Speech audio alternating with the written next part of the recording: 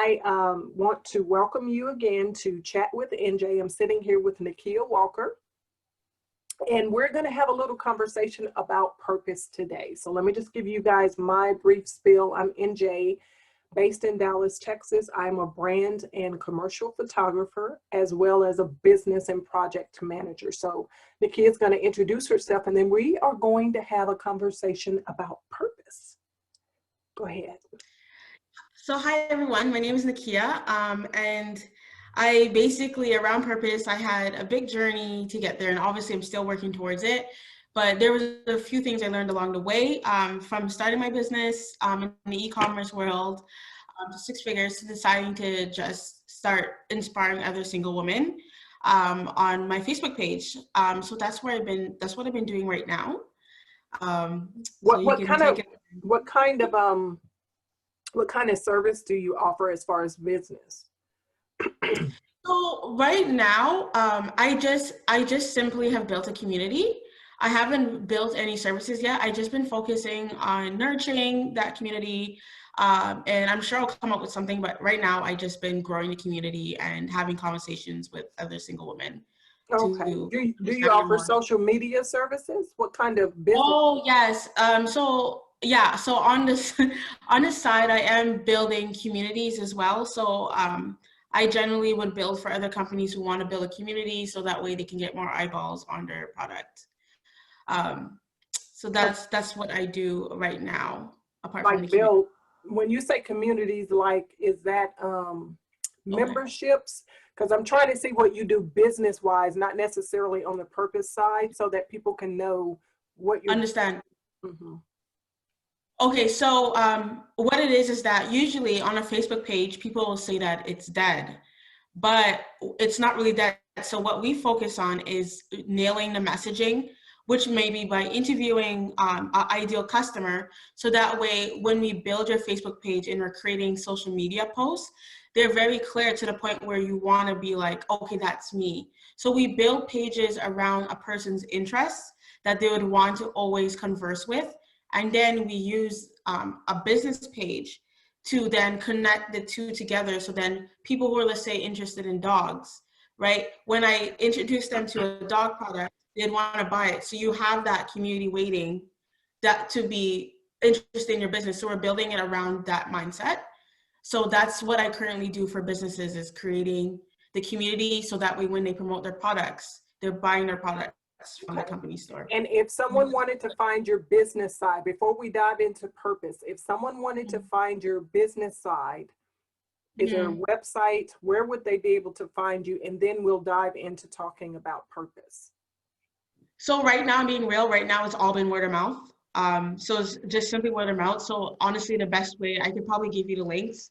It would be to either contact me on my Facebook page, community page, or my Facebook profile, because right now it's just been all word of mouth, which I'm very thankful for. Sure. And what is that Facebook profile? It's under Nickia Walker. Let me see. It should be like, let me just quickly look it up here. And that way, if anyone's interested in connecting with you to get your services, they are able to find you. So yeah, so it's under facebook.com/Nickia. So that's NICKIA.Walker.3, and then that's it. Okay. Okay. So Nickia.Walker.3. That's where you all can find her on Facebook.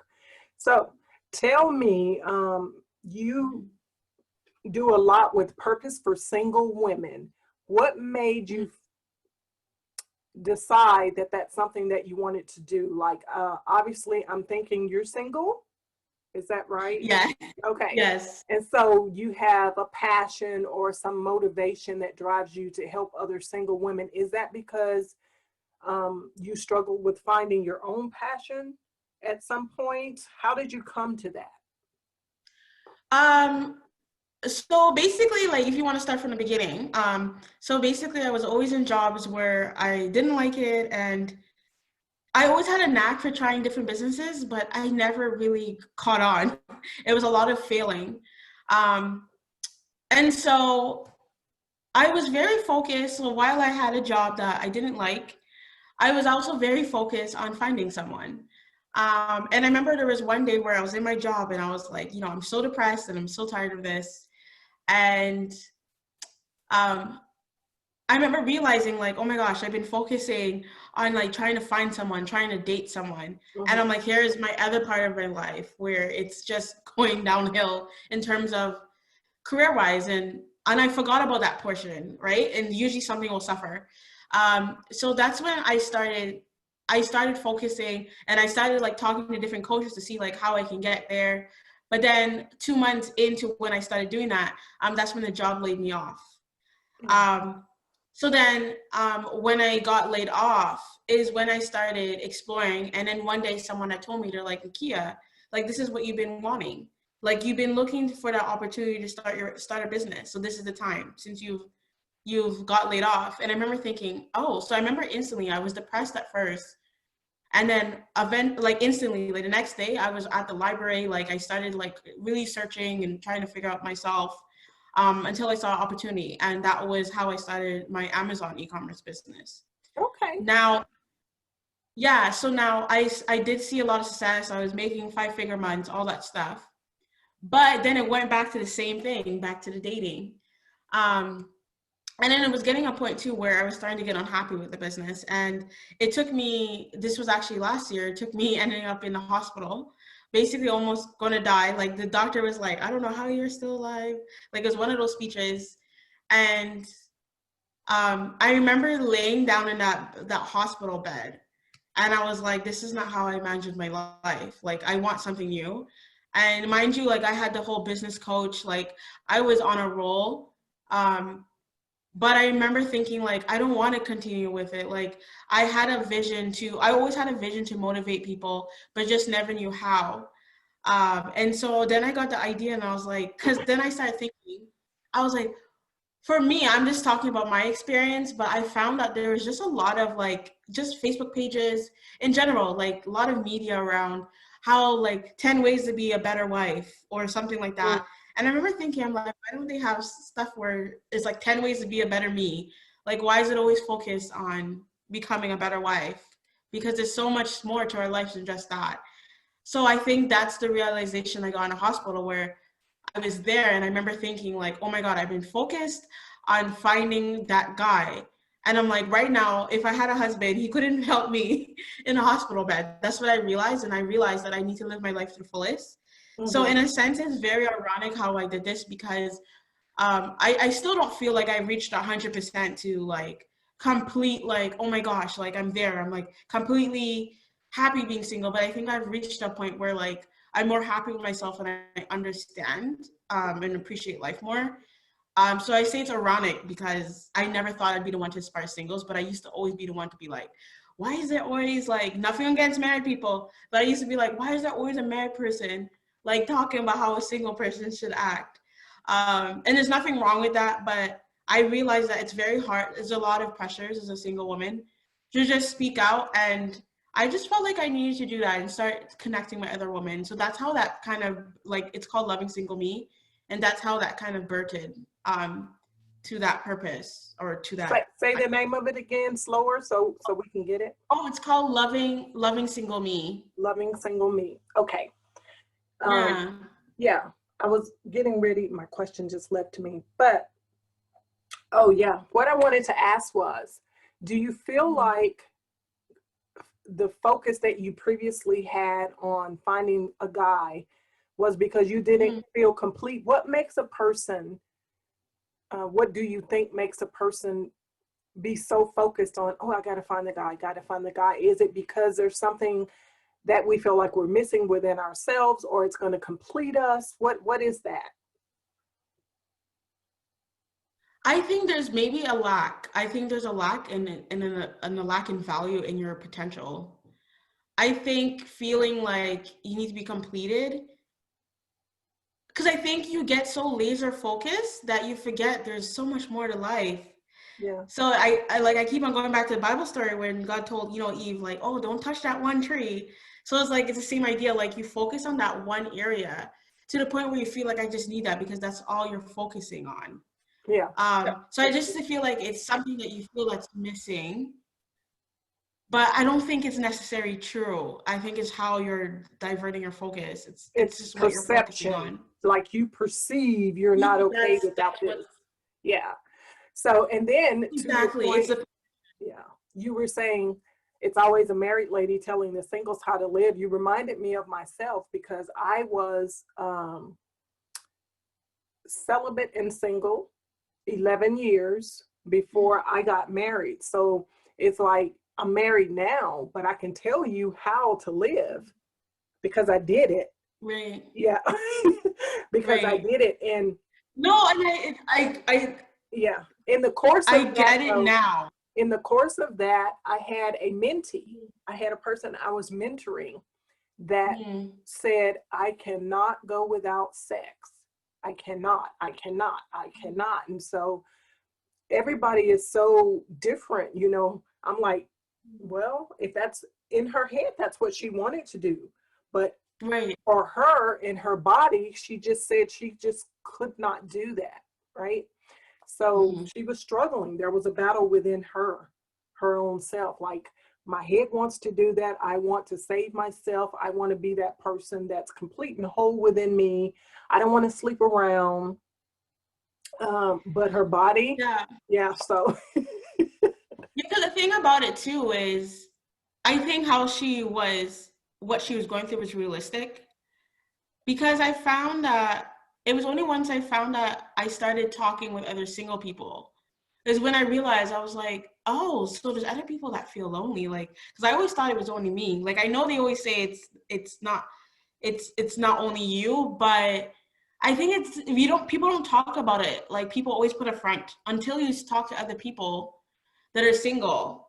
yeah. I mean, I've spoken to because I go to church, so I have like mentees too that are married, and you talk to them about it. But I found that it was a whole new level when I started talking to people who experienced it. And I think what she goes through is what a lot of people go through. Is just that we don't talk about it. Yeah. But I have to say, for me, it wasn't so much for sex; it was more for companionship. And so there was a lot of, I don't want to get ahead, but there was a lot of journeys I had to go through where I realized that like my perception was wrong. I can understand that. I think, though, as a single person, since if you can differentiate what it is that you're looking for, like for her, it was a big part of sex and not companionship. But I think you can have companionship. Just, I know there's this romance part of it, but just in friendship. Like if you have a guy that's your friend and you guys are not having sex, you can be fulfilled in some kind of way. Like hanging out with your guy friend, but you're not sleeping with him. It's not friends with benefits. We're friends. Yeah. We like each other, but we're not doing the thing. You know what I'm saying? So right, it's like a friendly, completely platonic. Yeah. But I think it's something powerful with making girlfriends. Yeah. Because I remember, this was like maybe like sometime last year. I created, so I don't know if you've heard of Bumble dating. It's a Bumble dating site, but they have a part for BFF. So if you just want to make friends, but you can only make friends with the same sex. So girls can match with girls, guys match with girls for friendship, which makes sense. And so we started this thing. It lasted for a short time, but it was so impactful. We started a group of single, but they weren't all single though. Like they're technically single, not all of them are married. But anyways, you know what I mean? Some people were dating and some people were single. But like, I think it was so powerful because we used to meet every 2 weeks and we would go to different places, like food places, spas, whatever. Yeah. And I remember it was one of the best times of my life because I wasn't focused on being single. I was just having fun. So I think it's just powerful. And most of the time, if you talk to people who are struggling being single, if you ask them how their social life is, it's usually it's not strong if you ask them. Yeah. They usually don't have friends. So that's what I'm saying. It's perception and what you're focusing on. So if you have friends and you're going out, that's what I learned in my journey was, oh, I won't be focused on that. So, and then that led to other things of other stuff I did. But that was one of my realizations. I think that was a start. Well, apart from the hospital, but that was my start of my journey where I realized, oh, there's something here. Does that make sense? It does, because it's what I mean, that applies to pretty much anything in life. If you get so laser focused on it, it's going to just seem so big in your life, and it's going to take over, you know? Right. So if you're so focused on, I really wish I had a guy, or I really wish I had companionship, or I really need to have sex, that's going to become the thing. Like, Right. this is the thing. What you focus on is what, Yeah. like, you're going to eventually do, right? Because that's your, like, main goal. Yeah. But I get the struggle, because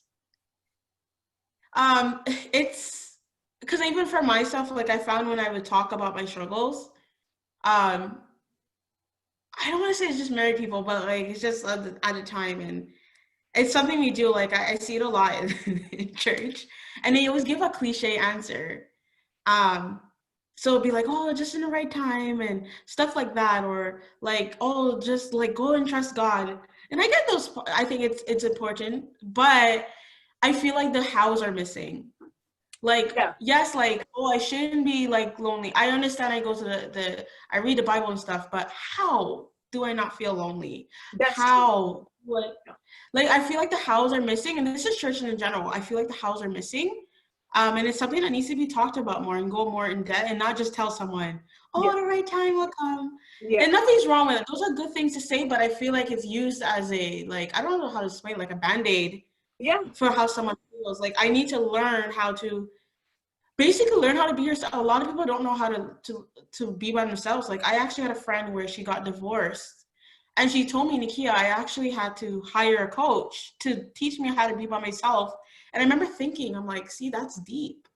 Yeah. Like, a lot of people don't know that, and that was me too, and it's still a journey. I think it stems, this is my thought, I think it stems from not knowing yourself.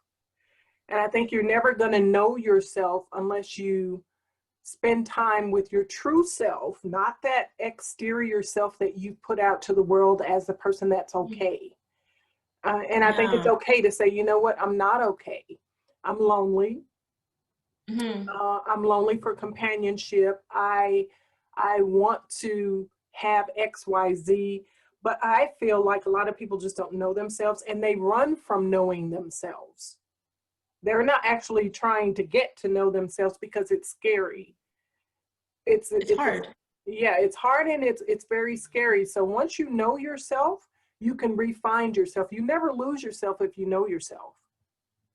You can refine yourself Exactly. in the various seasons of life. For example, you can be married, and if you get divorced, there's a root part of you that doesn't change, but you relearn how to live that divorced life now, because you're intact and you're in tune. But if you're married and everything you do is for the other people, the kids, the husband, your whole life is all of them, and you don't know you lose yourself, because a lot of married people lose themselves, especially women. Women lose themselves a lot when they're married, because they're servers and they're constantly serving their spouses and their children, and and then if there's a divorce, I don't know who I am. I'm lonely. I don't know. I hear that a lot. Or they're starting. Yeah. So yeah, I mean. Or they're starting from scratch. Like, yeah. But if you know yourself, if you yeah. stay in touch with who you are, like every day, it doesn't work the same, because you'll say, you know what, I'm in a different season now. It becomes more of a season instead of an existence. Like, I'm in a different season, and you can walk through it because you haven't lost you. Even as a single person, if you know who you are and you're able to say, I want companionship, and you don't lose who you are, then you can say, I want this kind of companionship and I'm not going to settle. Or I want this kind of companionship and I'm not going to get involved, or I'm not going to be desperate. Or, because some people get into desperation for companionship, then you end up in a bad relationship. Yeah, because you just take anyone. That's the thing. And, I've always said too, and this was a realization I had recently, and I was like, going back to learning who you are and learning how to deal with these situations. So, like, what do you do when you're lonely? Like, do you wallow up in a ball? Or do you find a solution and maybe get out the house and start walking around to get your mind? So it's like finding solutions. So, like, what I realized is, like, if you never deal with how to be lonely, or when you get lonely, not how to be lonely, but like when you get lonely and what are the solutions to it, you're going to take that right into a relationship. It doesn't go away. Yeah. So, and that's why I feel like people don't know themselves, because they didn't do it while they were single. And then they go in a relationship and then they're like, they take the same habit. It's a habit. Yeah. But no one's perfect. But I feel like you can take steps while you're single, so that when you go in a relationship, you're not expecting the person to like save you. You know what I mean? Like, because they're not God, right? Like, you have to learn how to be by yourself. So when you're in a relationship and you're by yourself, you're not going to be like, why isn't Jerry with me? Yeah. Or all the time. You know what I mean? Like, for all the Jerrys in the world, why aren't you now? Yeah. It's like, why aren't you with me? Because you can be in a room full of people and still be lonely. Loneliness happens here and here. You know, it's happening in these places. So you can, like, Jerry can be cuddled up with you and you can still be lonely. So it's very important to get in touch with that. And, you know, within yourself, it's those two things we have to address. So what would be your 3 top tips for people finding their passion, finding themselves, working through loneliness? Focus on the how. What are your 3 how tips that you would give to someone for this? Yeah. What I always say is to plan your days. So I found like using a daily planner, whatever it may be, is plan your day. So tell your day how you want it to go. So I found when I started doing that, I found I was less focused on being single per se, and I was more focused on getting things done. So you don't necessarily have to have a business. It could be just planning it. So I'm going to watch Netflix from this time. I'm going to do this hobby. I'm going to whatever it may be. I'm working from 9 to 5, but plan your days. Don't allow yourself to just linger. I find it's when you're just lingering, your mind just goes anywhere. So I think that's like one of the top tips. And then the second one is try to get a hobby. I just find a lot of people don't have hobbies. So then, like you were saying, the hobby thing is a lot. If you ask people who are struggling, you ask them their hobbies, they don't have one. Like, but no, hobbies really helps because it takes your mind off things, and it could actually be a soother for. I mean, it's like if you're a Christian and you can go to God and help that way. But I feel like there needs to be physical things you're doing, just like in a marriage, you'll see people go on dates.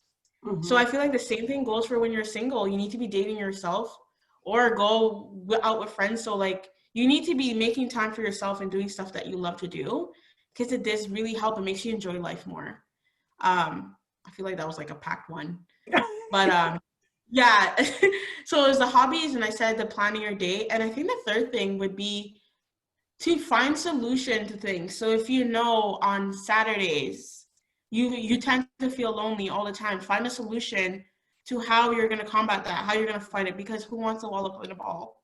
Like if you feel lonely, or if you feel like you want to go on a dating site and just find any guy, when you feel those urges, like find solutions to combat it. So you're basically set up for when that comes. So for me, it was if I felt lonely and I felt like being home didn't work, I would go outside I live near the lake. So I would go outside to the park, and I found that just going for 30 minutes and coming back, it really changed the game. So that's when I realized that when stuff like that happen, or if you're having a down day, you need to change your atmosphere, especially if you're alone. That's good stuff, because there's a lot of depression out. You know, there's just a lot of depression, and that's really helpful to help people combat that and to learn how to find themselves. So, but I just want to say it's going to be hard. Like it's not going to be, you're not going to just be like, oh yeah, I want to go outside. Like I know I need to do it. So usually I have to force myself, drag myself. Like you can't, it's not an easy thing, but once you start, it's one of those things, once you do it, you feel better. Yeah, I agree. I agree. I'm a very hobby-fied person. Like I got a ton of hobbies. And so when people tell me I'm bored, I'm like, what in the world is boredom? How does that even happen? I'm serious. I'm like, my mind cannot process boredom. I'm like, how does that even work? So, so I don't know. People out there, but I get it. Like I get, like, you get so focused on wanting that one thing, nothing else matters. But if you choose, like you're saying, if you choose to do that one hobby, give yourself a chance, I believe that you'd feel better. You'll see, because it gets frustrating. It's just so frustrating to think of one thing that you want and you can't get it yet. Like, that is just so frustrating. Why put us be so mean to ourselves, right? Like, sometimes sometimes I think to myself, I'm like, wow, like sometimes I'm so mean to myself. Like, I need to like give myself a break, or like sometimes you have to have those talks for yourself. Like, we shouldn't be so hard on ourselves. And if you stop focusing on it, it comes. Like exactly. Like I wasn't even thinking about a guy, and there you are, boom. Like yeah, exactly. Like, or whatever it may be, like that you're focusing on. Like, I find, like, when I was in the hospital and I'm just laying there and I'm like, oh my God, like I just focused on this one thing and there's so much more to life. Like, and I got to this point where I was like, is it worth it to stay miserable and happy for 10 years if it takes 10, 20 years? Or is it better to just enjoy my life now? Like, what if that person never comes? Yeah. Like, and you end up sick 10 years, or you end up, was it worth it staying miserable? Like, life is just so precious. I think it's just so short. Like, it's just. Yeah. And then You're just like, yeah. I am, because I'm thinking about people, like I've met a lot of people that have these super long check off list. And the reason that they're not finding anybody, there's somebody for them, but the reason they can't find anybody is because their list is so long and complicated, and nobody ever measures up. No one's ever going to measure up, because it's impossible to please them. They have to have this and this. And I'm not saying you should settle for anything. That's not what I'm talking about. I'm just talking about it's so ridiculous, some of the stuff on their list, even from, you know, I'm like, you're never going to find anybody because you want someone's that's like, that you grew in a petri dish, that you were able to manipulate into whatever it is that you need to create a human, like, you know. So I was thinking about that while you were talking. I'm like, the reason some people aren't, not everybody, some people just haven't met the person yet, but some people I know, like, oh my gosh, you're never going to meet anybody that's suitable for you. Or it'll be a relationship and a breakup, a relationship and a breakup, a relationship and a breakup, constantly, because no one's good enough. So yeah. And then eventually you start questioning yourself, like, am I worth it? Like, something wrong with me? And it's just dating is a hard thing, though. I think it's a very complex thing, and it can really mess with your mind as well, right? Because you keep on not meeting the right person over and over, and that's why it's okay. I think it's okay to date, but having stuff in addition to definitely helps, so you're not just always focusing. Yeah. That one thing. It's one thing. My marketing coach, and I'll go ahead and say his name here, Landon Porter. He always, and he's a former client, and he teaches marketing or taught marketing. And so I picked this up from him because we talked earlier, you talked about your ideal client, and he uses the analogy as well of, in life, it's still your ideal client or your ideal boyfriend or your ideal husband. So that's the same principles that we apply to choosing our clients, we can apply to choosing those people that we're going to date. You have to sit down and kind of say what's important to you, but don't go crazy. You know, like, this is what I want. This is what I want. Some things are non-negotiables. Like he says, some things are non-negotiables. Like, I'm not going to have a boyfriend or a husband that hits me. That's a non-negotiable. Right. I like tall men, but it's okay if he's my same height. My preference is tall, but okay, if I meet the right guy and he's my same height, we can get it on. We can do that. Yeah, because if he's treating me like a princess, I would take a short guy. I mean, I'm short, but like, I would take a short guy if he's treating me like a princess. Yeah. Like, treating me well. Like, that's how I see it. And I do see in a single world, like, a lot of women get caught up with that sometimes. And they'd be like, oh, what if you're not attracted to them? And it's like, okay, if you're not attracted to them, that's fine. You can move on. Or you can give it a chance. And if it doesn't work, it doesn't work. Like, you're not getting married to the person. And that's the whole point of dating. you're just trying to, and that's another thing. I feel like some women, they go in ready thinking they're the one. And I think it's important to just go in, just to get to know them. Yeah. Be Um, friends first. As they say, be friends first. yeah, exactly. Like, you're just, take it easy. You're just, Yeah. You're not signing a marriage license. You're just yeah. building a friendship. Like, calm down. Like, calm down, relax. Exactly. Yeah. So, Like, take your time. Like, there's no rush. Like, watch the person. Like, this is for both guys and girls, not only women, but like, watch the person. And so usually you'll see like the red flags come out. Like, not to say like, I'm not talking about imperfections, it's like red flags. yeah. You'll start to see it. But if you just go in and your heart's all open, then you're gonna miss those things. And that's how you usually get in a bad relationship, is because you're just focused on getting the relationship and you forget Yeah. to look at the person. That's funny because you see people like, that's my husband. They're like, that's my husband. I'm like, my God, you don't even know him. You just met him. Calm down. Like, relax. Like, That is so funny.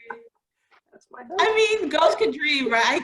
I get it though. Like, but you know, when it comes to a point where it's not just about looks, right? Like, as well, you can't just look at the outside because that will get you in trouble. Yeah, that's hilarious. Um, That's hilarious. So I want to thank you. You have anything else to add before we close out? I just want to say, like, I had a friend where she told me, like, she's been married a few years, and one of the things she said she regretted was, like, she now thinks back and she was like, all that, because she has a couple kids, and she's like, all that time I spent single, she's like, I didn't really do much with it. Like, I would just sit and watch TV or all that stuff. And she was like, you know what, like, because now she doesn't have as much time, like having the multiple kids and marriage, and she enjoys it. She's doing her business, but she doesn't have as much time as she did. And one of the things she said is, Nickia, you're only single once. Like, you're only single once. Yeah. So you might as well live it to the fullest until you meet that person, or if you do. But I think it's just important to remember that, like, embrace where you are now, whether whichever status you are, but embrace where you are. And don't think, always look on the greener side. Don't ever think, look at someone else. Just focus on you. Yeah. I think that's one of the I most love important. that. I love that. Yeah. I do, because that's exactly what I was doing. I'm like, you know what? This is, plus tomorrow's not promised. You know, it's like, Yeah. you're And gonna I think that's the key to finding your purpose, is when you start focusing on yourself, you'll one day get an idea. That's usually how it works. Like, it's once you start focusing on yourself and you start going day to day and you start taking action, whatever it may be, career or business wise, stuff starts to fall into place. Like you said, it's when you're not like searching for something and you're just doing what you're supposed to do. Yeah. Everything just comes together. It does. I appreciate you coming on with us to share with us today. And I'm going to try to overlay your website so people can find you. It's Nickia.Walker.3 on Facebook. Yeah. You can find her there. So, and again, I'm NJ of njstevenson.com, ebbiestouch.com, and you can also find me at ChatWithNJ.com, which is what we're doing today. Thank you again, Nickia. Hang on, and we're going to end right here.